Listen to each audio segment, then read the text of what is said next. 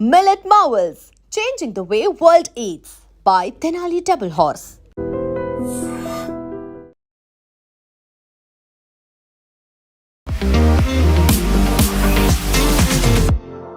నమస్తే, నేను Kavitha. Welcome to I dream news and నిజాలు. ధర్మస్థల కేసు చుట్టూ విపరీతమైనటువంటి ఆరోపణలు వినిపించాయి. యాక్చువల్గా నా చేతులతో నేనే వందలాది మహిళలు అమ్మాయిల శవాల్ని పాతి పెట్టాను అని చెప్పినటువంటి మాజీ పారిశుద్ధ్య కార్మికుడినే ఎలాంటి ఆనవాళ్లు ఆధారాలు లేవని పోలీసులు అరెస్ట్ చేశారు. 10 రోజుల రిమాండ్ విధించారు. యాక్చువల్గా ఇంత పెద్ద ప్రోపగాండా, ఇలాంటి ఒక మిస్ఇన్ఫర్మేషన్ని స్ప్రెడ్ చేసింది ఎవరు? ఎవరి ప్రలోభాలకి ఆ మాజీ పారిశుద్ధ్య కార్మికుడు లొంగాడు? యాక్చువల్గా ఇది కేవలం ధర్మస్థలకి మాత్రమే పరిమితం కాలేదు. మిగతా దేవాలయాలు, మఠాల మీద కూడా ఇలాంటి ప్రచారమే మొదలు కాబోతోంది అనేటువంటి వాదనలు ఎందుకని వినిపిస్తున్నాయి? మనతో పాటుగా ఉన్నారు senior journalist and political analyst Suresh Kochattil గారు. సార్ నమస్తే. సో ధర్మస్థలకి సంబంధించి వస్తున్నటువంటి ఈ వాదనలు కావచ్చు, వార్తలు, వీటన్నిటిని ముందు నుంచి ఖండిస్తూ వస్తోంది మీరు. అందులో అసలు ఫ్యాక్ట్స్ లేవు, అదంతా బేస్లెస్, కావాలని ప్రచారం జరుగుతోంది. ఇప్పుడు ఎండ్ ఆఫ్ ద డే వచ్చినటువంటి కంక్లూజన్ కూడా అదే. పోలీసులు ఆయన్నే అరెస్ట్ చేశారు. ఎవరున్నారు సార్ ఇంత పెద్ద ఎత్తున క్యాంపెయిన్ జరగడం వెనకాల?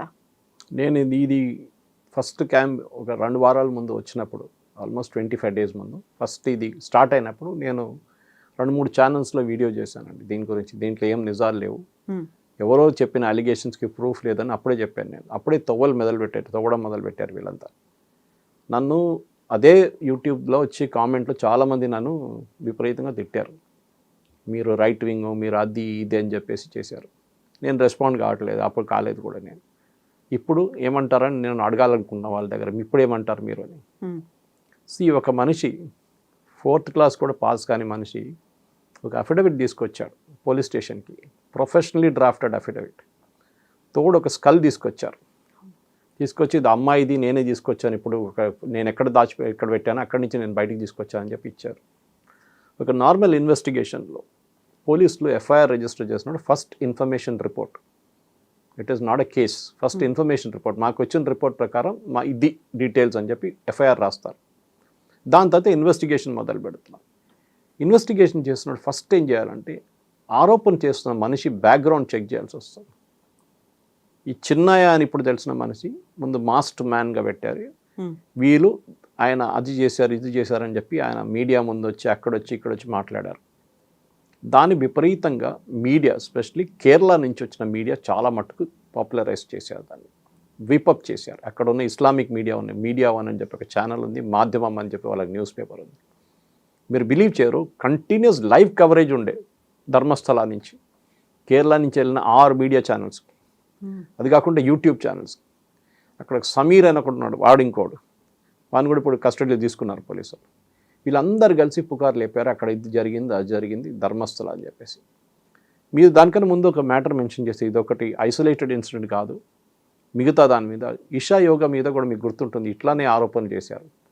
అమ్మాయిలు చంపారు, అమ్మాయిల్ని రేప్ చేస్తున్నారు, అమ్మాయిలు అది చేస్తున్నారు అని చెప్పి సద్గురు మీద ఆరోపణ చేశారు. అమ్మాయిని కిడ్నాప్ చేసి అక్కడ పెట్టుకున్నారని చెప్పి.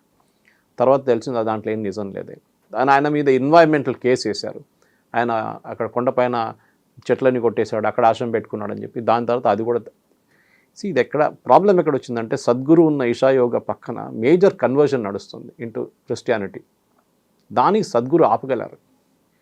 నేను అందరూ చెప్తాను, ఈ మోడర్న్ స్వామీస్ని అందరినీ, ఇస్కాన్ ఇంక్లూడింగ్ ఇస్కాన్, నేను ఏం చెప్తానంటే, ఎప్పుడు నేను ఆమె బిలీవర్, దేవుడు ఉన్నాడని నాకు ఒక బిలీఫ్ ఉంది. ఎక్స్ప్రెస్ నేను వెళ్ళి అంత బిలీవ్ చేయడం కానీ, అక్కడ వెళ్ళి 2 సార్లు ప్రదక్షిణం చేయడమో 108 సార్లు ప్రదక్షిణ చేయడం అదేం అక్కర్లేదు. If you believe in the God, you believe in the God, అంతే. ఒకసారి వెళ్ళి చేస్తే చాలు మీరు. కానీ మీరు ఈ ఇషా యోగా కానివ్వండి, శ్రీ రవిశంకర్ గారు కానివ్వండి, ఇస్కాన్ కానివ్వండి, వీరు ఏం చేశారంటే యంగ్స్టర్స్ని, హిందూ యంగ్స్టర్స్ని తిరిగి హిందూయిజంలో తీసుకొచ్చారు. ఇప్పుడు జనరేషన్ని మీరు గుడికి వెళ్ళమంటే వాళ్ళు రారు, వాళ్ళు పట్టించుకోరు.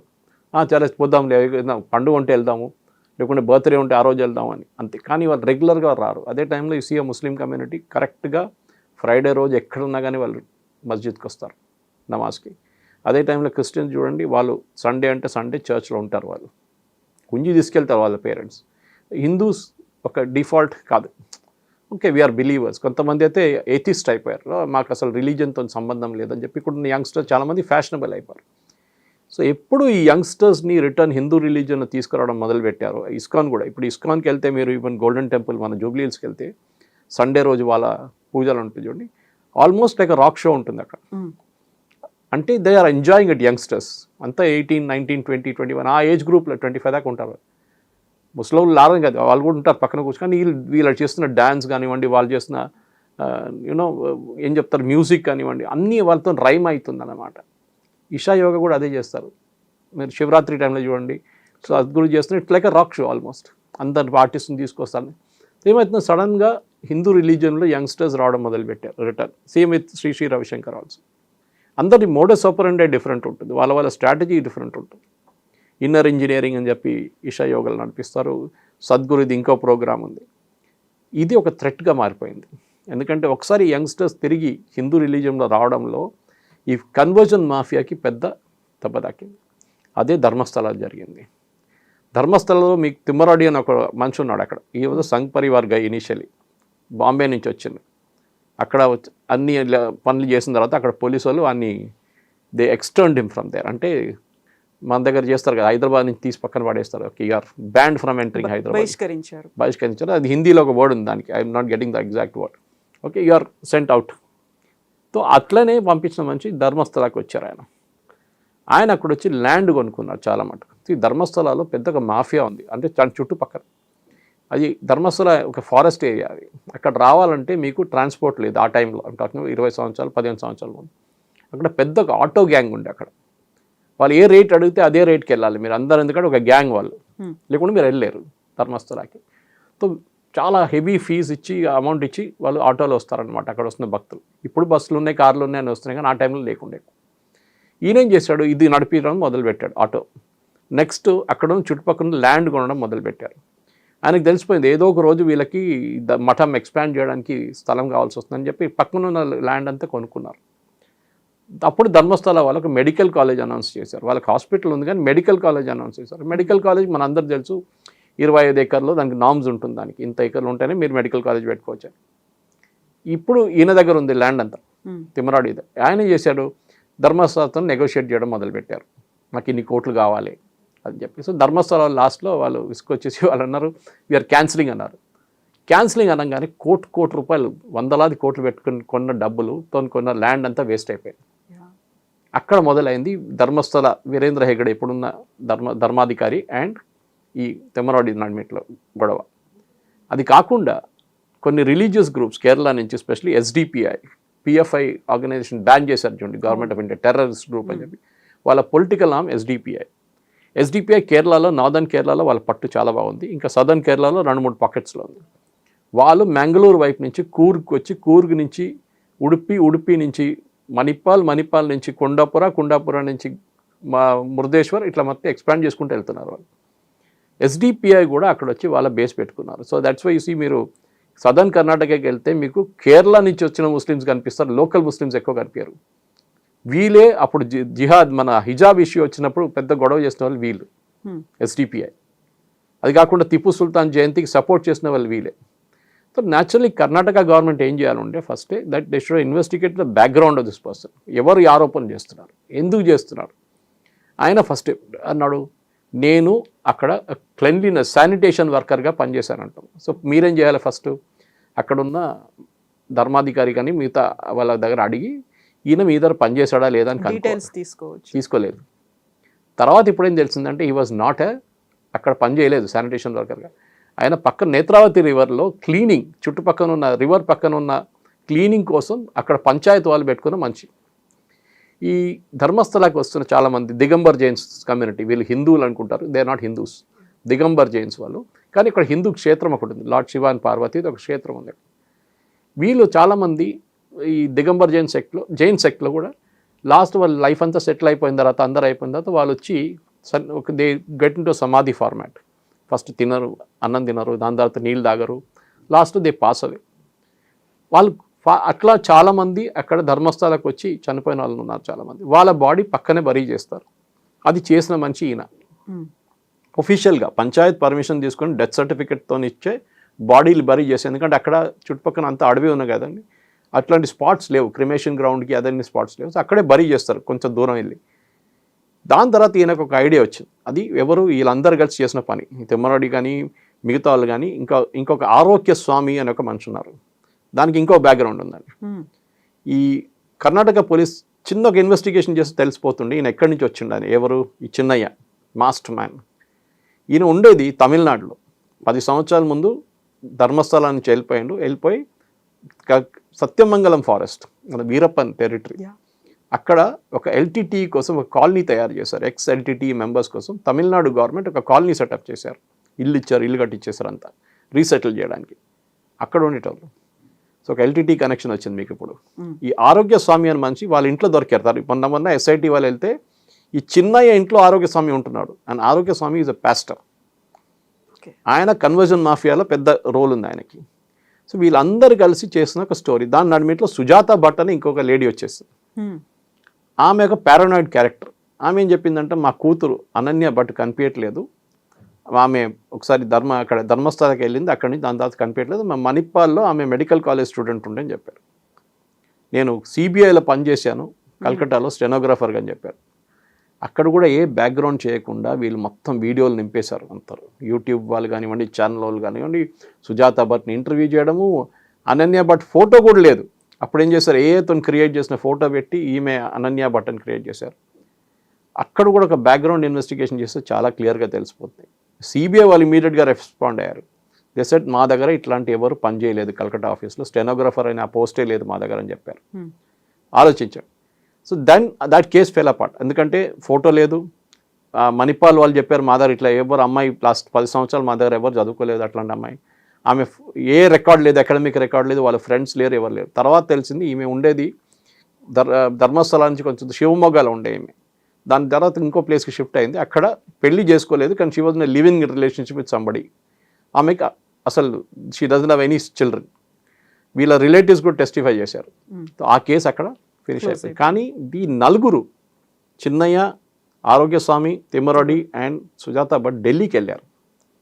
నలుగురు కలిసి ఢిల్లీకి వెళ్ళారు. ఇప్పుడు అంతా బయటపడుతున్న స్టోరీ అది. ఢిల్లీకి వెళ్ళి ఢిల్లీలో ఒక లీడింగ్ సుప్రీంకోర్టు లాయర్ని కలిశారు. దాంతోపాటు అక్కడున్న ఒక లీడింగ్, ఇప్పుడు చెప్తున్నారు కాంగ్రెస్ పార్టీ అని పేరు చెప్పట్లేదు, కానీ కాంగ్రెస్ పార్టీ లీడర్ని కూడా కలిశారంట. వీళ్ళందరూ కలిసి డిసైడ్ చేసిన ఒక స్ట్రాటజీ ఇది. ఇట్లా ఒక స్టోరీ బిల్డప్ చేయాలి మల్టిపుల్ యాంగిల్స్ నుంచి. ఒకవైపు ఏంటి ఈయన డెడ్ బాడీస్, ఇంకో వైపు సుజాత భట్, ఇంకో వైపు నుంచి పాత ఒక కేసు ఉండే సౌజన్య మర్డర్ కేసు అని చెప్పి, దాంట్లో ఒక యాక్షన్ కమిటీ మెంబర్ ఈయన తిమ్మరాడి. ఆ కేసు ఇంకా సాల్వ్ కాలేదు అసలు. సో ఇదన్నీ కలిపి తీసుకొని 300 మంది మహిళల్ని, లేకుండా 400 మళ్ళీ 1000 కూడా చెప్పారు ఒకసారి. ఒక మిస్సింగ్ రిపోర్ట్ ఉండాలండి. ఎవరైనా మీ ఇంటి నుంచి ఎవరైనా కనిపించకపోతే, ఎవరి ఇంటి నుంచి ఎవరైనా కనిపించకపోతే మిస్సింగ్ పర్సన్ కేసు ఫైల్ చేస్తారు. అప్పుడు ఎక్స్క్యూజ్ ఏం క్రియేట్ చేశారంటే, కొంతమంది కేరళ నుంచి వచ్చిన ముస్లిం గ్రూప్స్ యాక్షన్ గ్రూప్ ఫామ్ చేశారండి. కేరళలో ప్రతి జిల్లాలో యాక్షన్ గ్రూప్ ఫామ్ చేశారు. ధర్మస్థల యాక్షన్ గ్రూప్ అని చెప్పి ఇస్లామిక్ గ్రూప్స్ ఫామ్ చేశారు కేరళ. దాంట్లో ఒక నొటోరియస్ క్యారెక్టర్ మునాఫ్ అని ఒకడు ఉన్నాడు. నేను కేరళలో ఉన్నప్పుడు జనం టీవీ డిబేట్లో ఆ రోజు this guy was there in the debate, Munaf. ఈ మునాఫ్ అనే క్యారెక్టర్ దీనికన్నా ముందు కూడా షిరూర్లో ఒక లారీ ఒక కొండ కింద పడిపోయి ల్యాండ్ స్లైడ్లో పోయినప్పుడు this fellow was there also. ఈ లారీ ఓనర్ ఆయన ధర్మస్థలాకి ఎట్లా వచ్చారండి? ఇన్ఫాక్ట్ ఆన్ ద డిబేట్ మా ఇంకొక కొలీగ్ అడిగారు, మీ ధర్మస్థలాలకి ఎట్లా వచ్చి, మీ కేరళలో ఉంటారు, క్యాలికట్లో ఉంటారు. లేదు, మేము వాళ్ళని కాపాడుకోవడానికి వెళ్ళాము అక్కడ. ఏది సుజాత భట్ మా దగ్గర ఉంది, ఆమె మా కస్టడీలో ఉంది, మేము ఆమెని కాపాడుకుంటున్నాం, ఎందుకంటే ఈ బీజేపీ వాళ్ళు వచ్చి ఆమెని పట్టుకుపోతారు, లైఫ్ థ్రెటన్ చేస్తారని చెప్పి. అప్పుడు యాంగిల్స్ ఆలోచించండి ఎక్కడెక్కడి నుంచి మొదలైంది అనేది. This entire thing was a conspiracy. ఎందుకంటే వీరేంద్ర హెగ్డే అనే మనిషికి అక్కడున్న లోకల్ ల్యాండ్ మాఫియాతోని గొడవ ఉండే, దాంట్లో మనం ఎవరు డినై చేయట్లేదు. అది ఎక్కడైనా కర్ణాటకలో మఠాలు ప్లే వెరీ ఇంపార్టెంట్ రోల్. మీరు ఏ మఠాన్ని తీసుకోండి, అండ్ ఇక్కడ కూడా మీరు లింగాయట్స్తో కనెక్షన్ ఉన్న మఠం ఇది. లింగాయట్స్ని ఎవరు ముట్టరు, ఎందుకంటే ఓట్ బ్యాంక్ అది. దానికోసం చూడండి, సిద్ధరామయ్య ఎస్ఐటి పెట్టేసి పక్కన వెళ్ళిపోయాడు. Then it was all DK Shivakumar was handling it. And DK Shivakumar ఒక ప్రో హిందూ ఇమేజ్ ఉంది ఆయనకి. ఈ లింగాయట్ కమ్యూనిటీ కనెక్షన్ ఉందని తెలిసినప్పటికే కర్ణాటకలో ఉన్న ఏ యూట్యూబ్ ఛానల్ కానివ్వండి, ఏ న్యూస్ పేపర్ కానీ ఈవెంట్ కవర్ చేయలేదు. మీకు గుర్తుంటుంది, దీనికన్నా ముందు ఒకసారి మన స్టూడియోలోనే మనం దీని గురించి మాట్లాడదాం అనగానే నేను చెప్పాను, ఒక లీగల్ బ్యాన్ ఒకటి ఉంది, గ్యాగ్ ఆర్డర్ ఉంది, మనం చేయలేం స్టోరీ అని చెప్పి. That gag order was there. దాని తర్వాత లిఫ్ట్ చేశారు దాన్ని, గ్యాగ్ ఆర్డర్ని. బికాస్ ఆఫ్ దిస్ డౌట్ ఇది అన్వెరిఫైడ్ అలిగేషన్స్ చేస్తున్నారని చెప్పి అక్కడ ఉన్న ధర్మస్థల అథారిటీస్ పెట్టిన కేసు అది. So now it's all clear, చాలా క్లియర్ అయిపోయింది. ఇది ఒక పెద్ద కుట్ర. కానీ ఇప్పుడు తెలియాల్సింది ఏంటంటే ఈ కుట్ర మొత్తం బయటకు పడుతుందా లేదా, ఎందుకంటే అక్కడున్న కాంగ్రెస్ గవర్నమెంట్కి ఇది బయటపడితే ఢిల్లీలో ఎవరెవరు ఉన్నారు, వీళ్ళు ఎవరు కలిచారో అని అన్నీ బయటపడిపోతుంది. ఆ సీనియర్ సుప్రీంకోర్టు లాయర్ ఎవరో అది కూడా బయటపడుతుంది. ఈయన ఆ రోజు పోలీస్ స్టేషన్కి వచ్చినప్పుడు నేను చెప్పాను చూడండి, అఫిడవిట్ తీసుకొచ్చాడు, డీటెయిల్డ్ అఫిడవిట్. ఎవరు ఫైల్ చేశారు? ఒక లాయర్కి మీరు కథ చెప్పాలంటే ఫస్ట్ మీకేమైనా బేసిక్ ఎడ్యుకేషన్ ఉండాలి, ఏం జరిగిందనేది. అంటే వీళ్ళు ముందే లాయర్ బ్రీఫింగ్ ఇచ్చారంట. దాంతో ఇప్పుడు అంటున్నారు నాకు డబ్బులు కూడా ఇచ్చారంటున్నారు. సుజాత భట్ అంటుంది నాకు కూడా డబ్బులు ఇచ్చారంటుంది, ప్రలోభ పెట్టారు, కొంతమంది బ్లాక్మెయిల్ చేశారని. సో ఇదంతా చూస్తే this was a big conspiracy. కానీ నేను అడ్మైర్ చేస్తున్న ధర్మాధికారి, అక్కడున్న వీరేంద్ర హెగ్డే వాళ్ళ ఫ్యామిలీ కానివ్వండి, వాళ్ళ గ్రూప్ కానివ్వండి, వాళ్ళు రియాక్టే కాలేదు అసలు. వాళ్ళు ఇనిషియల్ రియాక్ట్ అయితే అప్పుడు మనకు డౌట్ వస్తుండే ఏంట్రా వీళ్ళు ఇట్లా రియాక్ట్ అవుతున్నారని చెప్పి. చేయలేదు వాళ్ళు, దే హెల్డ్ బ్యాక్. మొత్తం బయటకు వస్తుంది కదా ఇప్పుడు మాట్లాడుతున్నారు వాళ్ళు. డెఫినెట్గా దీని వెనక ఎవరు ఉన్నారని ఇన్వెస్టిగేట్ చేయాలంటే NIA has to come in to the picture. ఇప్పుడు బీజేపీ వైపు నుంచి సిబిఐని అడుగుతున్నారు వాళ్ళు. నేను చెప్తున్నా సిబిఐ కన్నా ఎక్కువ ఇట్ షుడ్ బి ఎన్ఐఏ, ఎందుకంటే ఇంటర్స్టేట్ రామిఫికేషన్స్ ఉంది దీంట్లో. కేరళతో కనెక్షన్ ఉంది, కేరళలో ఉన్న ఇస్లామిక్ జిహాదీ గ్రూప్స్తో కనెక్షన్. ఎందుకంటే అల్ జజీరాని తీసుకొచ్చారు. కేరళలో ఉన్న ముస్లిం ఛానల్స్ అల్ జజీరా రిప్రజెంటేటివ్స్ని తీసుకొచ్చి అల్ జజీరా స్టోరీ చేశారు. ఇప్పుడు కూడా గూగుల్ చేసి చూడండి మీకు దొరుకుతుంది. Huge temple in Karnataka in India killed hundreds of men, hundreds of women and children. So ఒక నెగటివ్ ఇమేజ్ అల్ జజీరా ఎక్కడ దాకా వెళ్తుంది మన అంత తెలుసు. ఇస్లామిక్ వరల్డ్ అంత తిరుగుతుంది. సౌదీ అరేబియా బ్యాన్ చేసి పడేశారు, యూఏఈ బ్యాన్ చేసి పడేశారు, అందరు బ్యాన్ చేసేసారు. ఈ స్టోరీ ఎక్కడ దాకా తీసుకెళ్లారు వాళ్ళు. సో ద ఇంటర్నేషనల్ లెవెల్లో భారతదేశంలో మోదీ గవర్నమెంట్ కానివ్వండి హిందువులకు వ్యతిరేకంగా ఒక క్యాంపెయిన్ ఇది. దీన్ని నేను కనెక్ట్ చేసి మీకు చూపించాను. దిస్ ఇస్ సద్గురుతోని ఇషా యోగా మీద చేసిన ఆరోపణలు, దాని తర్వాత ఆర్ట్ ఆఫ్ లివింగ్ మీద చేసిన ఆరోపణలు కానివ్వండి, మిగతా దాంట్లో కూడా మీకు అన్నీ కనిపిస్తుంది అనమాట. కొంతమంది అన్నారు ఆసారాం బాపు కేసు అంటే, నేను చెప్పాను దాన్ని నేను not getting in to it, it's a different case altogether. కానీ జనరల్గా ఒక టెండెన్సీ ఏంటంటే ఎక్కడెక్కడ మీరు కన్వర్షన్ చేయలేకపోతున్నారో దాని వ్యతిరేకంగా మీకు వ్యతిరేకంగా ఎవరు నిలబడున్నారో వాళ్ళని కిందకి దింపాలి. అది చేసిన పని వీళ్ళు ఇప్పుడు కుట్ర. కానీ ఇప్పుడు కర్ణాటక గవర్నమెంట్ ఇన్వెస్టిగేట్ చేస్తే దీనికి ఏం బయటికి రాదు. కేసు క్వైట్గా క్లోజ్ చేసేస్తారు. ఒక 10 రోజులు ఆయన జైల్లో ఉంచుకుంటారు చిన్నయ్యని. దాని తర్వాత ఆయన కూడా బెయిల్ తీసుకొని ఆయన కూడా గాయపడిపోతాడు. దీనికి ఎన్ఐఏ ఇన్వెస్టిగేషన్ ఉండాలి. దీని వ్యతిరేకంగా ఎవరెవరు పనిచేశారు, డబ్బులు ఎక్కడి నుంచి వచ్చినాయి, ఈ ఆరోగ్య స్వామి అని మనిషి ఎవరు, ఎల్టీటీ కాలనీలు ఎట్లా ఉంటున్నారు, సత్యమంగళం ఫారెస్ట్లు దానితో కనెక్షన్ ఏముంది, ఈ చిన్నయ్య 10 సంవత్సరాలు ఏం చేశాడు, ఎక్కడున్నాడు ఇన్ని రోజులు, ఇదంతా బయటికి రావాల్సింది. సో ఇప్పుడు మీరు చెప్పినట్టుగా అక్కడ రాజకీయాలు అనేవి ఉన్నాయి, కులాలు ఉన్నాయి, కమ్యూనిటీ ఉంది, రాష్ట్రాలు ఉన్నాయి, ఇన్ని రకాల గ్రూపులు ఉన్నాయి అనుకున్నప్పుడు ఒక ప్రెషర్ గ్రూప్ అనేది కూడా చాలా ఎక్కువగా ఉంటుంది కదా. మనం డబ్బు, పలుకుబడి అనుకుంటాము, అధికారము అనుకుంటాము. ఇవన్నీ ఉన్నప్పుడు అంత ఈజీగా వస్తుందంటారా బయటికి? రాదు, ఈజీగా రాదు. ఎందుకంటే రెండు రకాలు చూడాలండి మీరు. 2 sides ఆఫ్ ద కాయిన్ అంటారు కదా. ఒకటి ప్రెషర్ గ్రూప్స్ అంటే మీరు చెప్పినట్లు అక్కడున్న పొలిటికల్ ప్రెషర్. ఒకటి లింగాయట్ కమ్యూనిటీ వాళ్ళ మీద ఆరోపణ చేసినప్పుడు న్యాచురలీ డైరెక్ట్ లింగాయట్ కాదు వీళ్ళు, దిగంబర్ జైన్స్ అని చెప్పినట్లు. సో బట్ లింగాయట్ ఒక ఫ్యాక్షన్ ఉంది అక్కడ అన్నమాట. ఒక్కవైపు సిద్ధరామయ్య గారు నేను సెక్యులరు, నేను నాస్తికుడు, నేను దేవుడిలో బిలీవ్ చేయని చెప్పిన మనిషి. ఇంకోవైపు డికే శివకుమార్. వీళ్ళిద్దరు నడిమిట్లో ఉన్న గొడవ కూడా దీంట్లో రిఫ్లెక్ట్ అవుతుంది. ఇప్పుడు చూడండి, కర్ణాటక అసెంబ్లీలో ఆర్ఎస్ఎస్ పాట పాడారని చెప్పేసి పెద్ద ఇష్యూ చేశారు వీళ్ళు. ఆర్ఎస్ఎస్ యాంథమ్ అంటున్నారు మీడియా వాళ్ళు. So there is a big issue అక్కడ. కర్ణాటకలో మఠాలతోని ముందు నుంచే ప్రాబ్లమ్స్ ఉన్నాయి.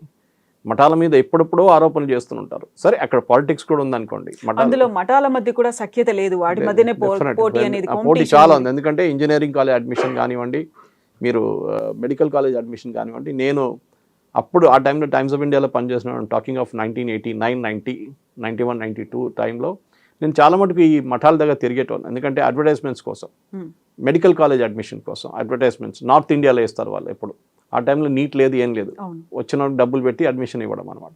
సో దావంగిరి, శివమోగా, అప్పుడు శివమోగా ఉంటే మ్యాంగళూరు, ఇట్లాంటి చాలా ప్లేస్ తిరిగాను మఠాల వాళ్ళ సీనియర్ మోస్ట్ పీఠాధిపతులు మాట్లాడి దే టాక్ బిజినెస్. దాంట్లో తప్పేం లేదండి, ఎందుకంటే వాళ్ళ మఠం నడిపించాలంటే వాళ్ళకి డబ్బులు కావాలి. ఇట్ ఈస్ నాట్ ఏదో బయట నుంచి ఫారిన్ డొనేషన్ రావట్లేదు కదా వాళ్ళకి. So they have to run a business. వాళ్ళు బిజినెస్ నడిపిస్తున్నారు, రిలీజియన్ కూడా ఉంది సపరేట్గా. Same with Dharmasthala. అది గోమటేశ్వర్ కానివ్వండి, ఆ కాన్సెప్ట్ వాళ్ళది ఒక ఏం చెప్తారు మన జైన్ కాన్సెప్ట్ కానివ్వండి, ఇదంతా నార్మల్గా ఉన్న ఫ్లో ఇది. వాళ్ళు మెడికల్ కాలేజ్ నడిపిస్తున్నారో, ఇంజనీరింగ్ కాలేజ్ నడిపిస్తున్నారో, డిగ్రీ కాలేజ్ నడిపిస్తున్నారో, అంతా వాళ్ళకి డబ్బులు ఉన్నాయి దాంట్లో. కానీ దాంట్లో కూడా ఈ ఏం చెప్తారు ప్రెషర్ గ్రూప్స్ వాడిని ఎట్లా కొట్టాలి. హిందువులు ఇదే కదా ప్రాబ్లం, హిందువులు డివైడ్ అయి ఉన్నారు. మీరు ఈ పాలిటిక్స్ మీరు ఇస్లాంలో ఎప్పుడు చూడరు. Even though they have Shias and Sunny's, వాళ్ళు ఇప్పుడు కొట్టుకోరు, వాళ్ళు యునైటెడ్గా ఉంటారు. క్రిస్టియన్స్ కూడా చూడండి యునైటెడ్గా ఉంటారు. వాళ్ళ దాంట్లో కూడా కేరళలో మీరు చూడండి 11 మేజర్ గ్రూప్స్ ఉన్నాయి. Syro Malabar Sabha, Latin Catholic, Protestant, Malabar Orthodox, జాకోబైట్.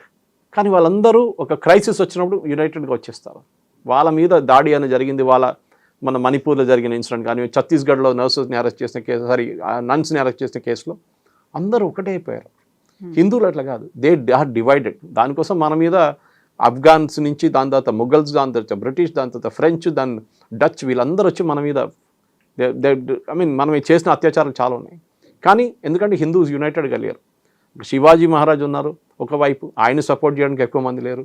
రాజస్థాన్లో ఉన్న మేవార్స్ ఉన్నారు, వాళ్ళు కూడా వాళ్ళు చేసుకుంటున్నారు, వాళ్ళు ఫైట్ చేస్తున్నారు.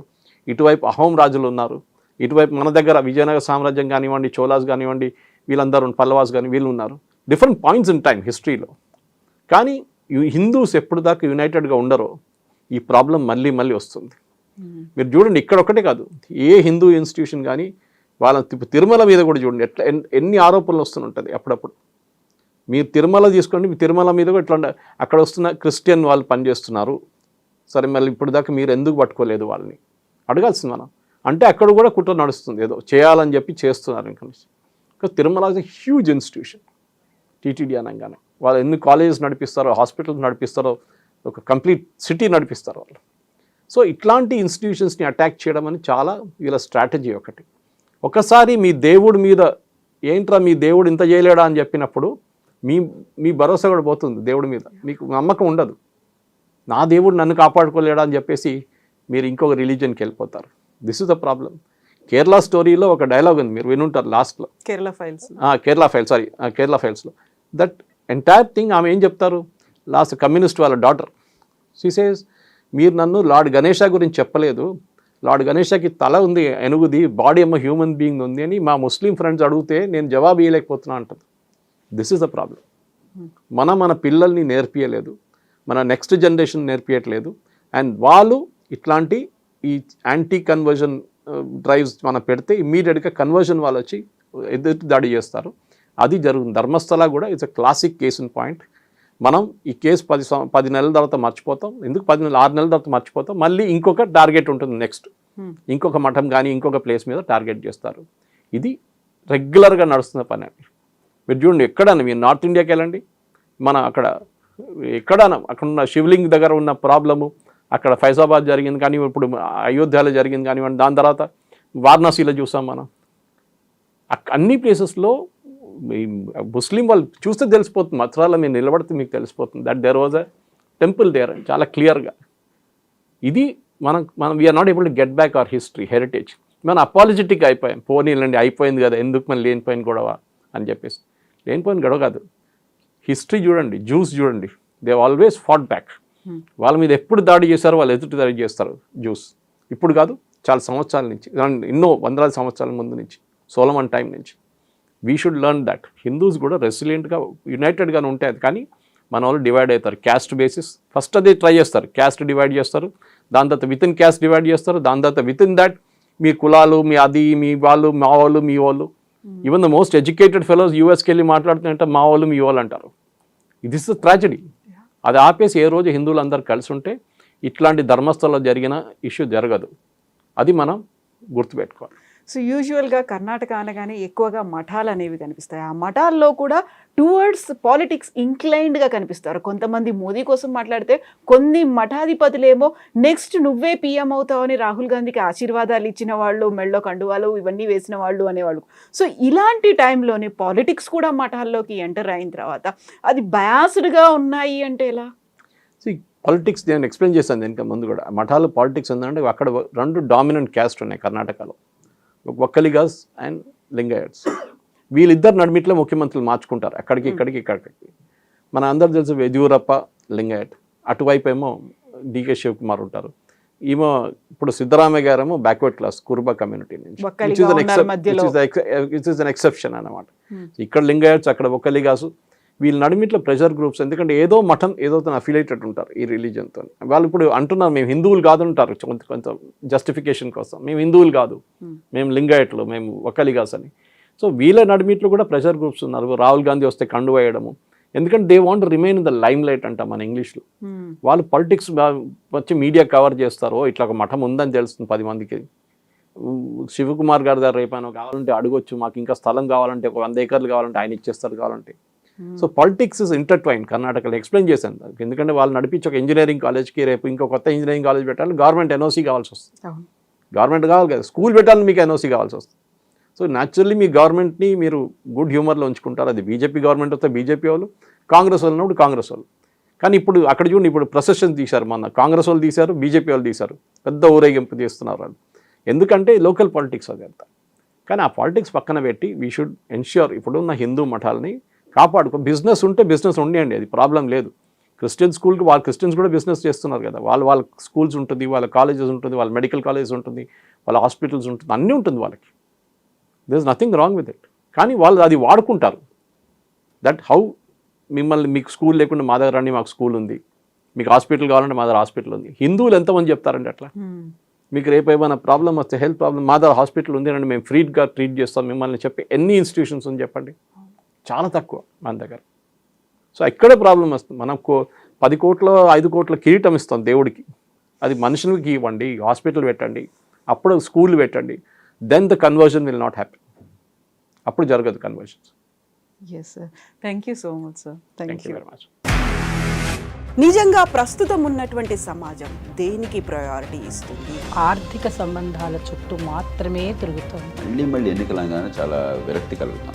మంచి అనిపిస్తుంది కదా, లేడీస్ కూడా ఛాలెంజింగ్ జాబ్స్ చేసినప్పుడు చాలా బాగుంటది. ట్రాఫిక్ అసిస్టెంట్స్ గా నియమించిన ట్రాన్స్జెండర్స్ అందరితో సాల్యూట్ చేయించుకుంటున్నారు. ఫుడ్ డెలివరీ ఇవ్వటానికి వెళ్ళినటువంటి డెలివరీ బాయ్ అనిల్ పై కళ్ళ ముందు పెళ్ళండుకోండి